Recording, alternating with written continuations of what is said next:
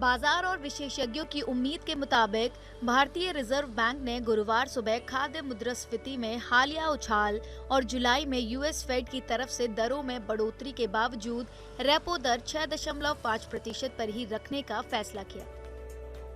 भारतीय reserve bank ने मौद्रिक नीति समिति की बैठक के बाद गुरुवार को अपनी तीसरी द्विमासिक मौद्रिक नीति की घोषणा की। रिजर्व बैंक ने इस साल फरवरी से रेपो दर को 6.5% पर बरकरार रखा है। फरवरी में इसे 6.25% से बढ़ाया गया था। The Monetary Policy Committee decided unanimously to keep the policy repo rate unchanged at 6%, 6.5%. It's 6.5%. Consequently, the standing deposit facility, that is SDF rate, remains at 6.25%, and the marginal standing facility, that is MSF rate, and the bank rate stand at 6.75%. RBI ने चालू वित्त वर्ष के लिए सकल घरेलू उत्पाद की वृद्धि दर 6.5% रहने का अनुमान लगाया है और सब्जियों की कीमतें बढ़ने की वजह से मुद्रास्फीति का अनुमान बढ़ाकर 5.4% कर दिया गया है।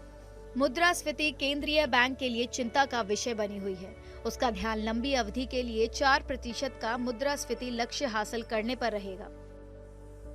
Real GDP growth for 2023-24, that is for the current year, is projected at 6.5%.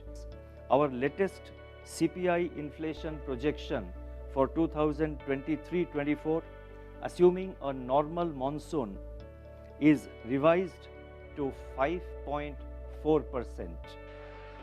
RBI ने संकेत दिया है कि बैंकिंग प्रणाली में 2000 रुपए के बैंक नोटों की वापसी की वजह से सिस्टम में लिक्विडिटी बढ़ गई है। इसलिए बैंकों को कैश रिजर्व रेशियो 10% बनाए रखना जरूरी किया गया है। The level of surplus liquidity in the system has gone up in the recent months on the back of the return of rupees 2000 banknotes to the banking system, RBI surplus transfer to the government, pickup in government spending and capital inflows. The overall daily absorption under the liquidity adjustment facility, that is LAF, was 1.7 lakh crore in June and 1.8 lakh crore in July. इस समीक्षा के बाद घर, car और दूसरे कर्जों पर ब्याज दरें बरकरार रहेंगी।